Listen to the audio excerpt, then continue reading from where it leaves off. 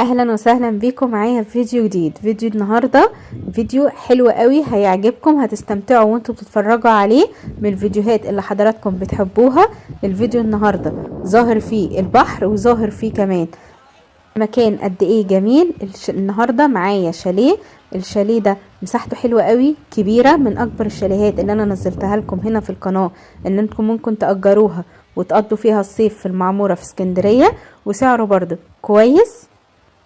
بس قبل اي حاجه وانتوا بتتفرجوا على الفيديو يا ريت ان انتوا ممكن تخلوا الموبايل بالعرض، الصوره هتبقى عشان تشوفوا قد ايه الفيديو حلو والمنظر اللي انتوا شايفينه ده تحفه.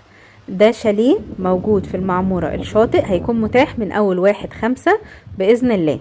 بس قبل ما نبدا الفيديو، لو اول مره تشوفوا القناه ما تنسوش تعملوا اشتراك وتفعلوا الجرس وتعملوا لايك للفيديو وتسيبولي كومنت.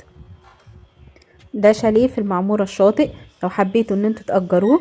طبعا انا بوريكم الحاجة زي ما كنت بنزل لكم فيديوهات للبحر وشواطئ في اسكندرية، بوريكم كمان زي ما كتبتولي اماكن ينفع ان انتوا تأجروها، وسألتولي كتير تأجر منين، حاجات تكون كويسة.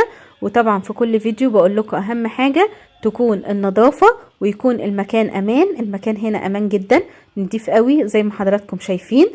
في فيديوهات تانية كتير نزلتها لكم على القناة. الشاليه ده دور اول علوي، موجود فيه الريسبشن موجود فيه الليفن، وموجود فيه سفرة، والتراث زي ما حضراتكم شايفينه هو دور اول علوي. وتحت بيكون الشاليهات اللي هي بتكون دور ارضي او دور اول مش علوي، وبتكون خاصة كمان بيها الجاردن. هنا الدور ده دور اول علوي.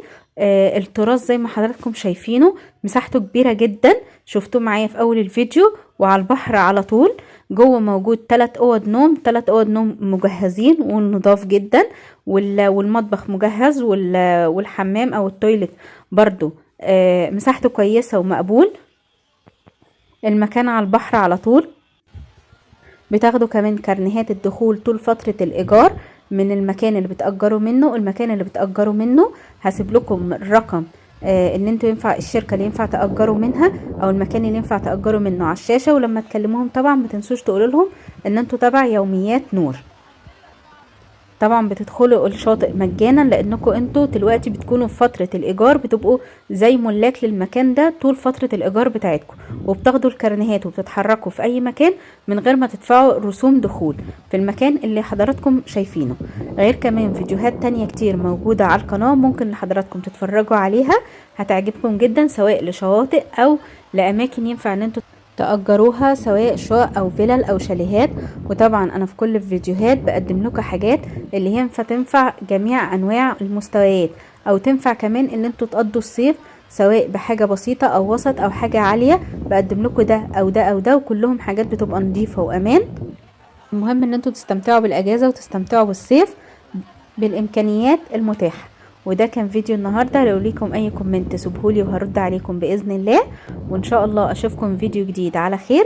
بس ما تنسوش تعملوا اشتراك وتفعلوا الجرس عشان منزل فيديو يوصلكم اشعار، وتشوفوا الفيديوهات اللي قبل كده وتعملوا لايك. واشوفكم على خير، مع السلامة.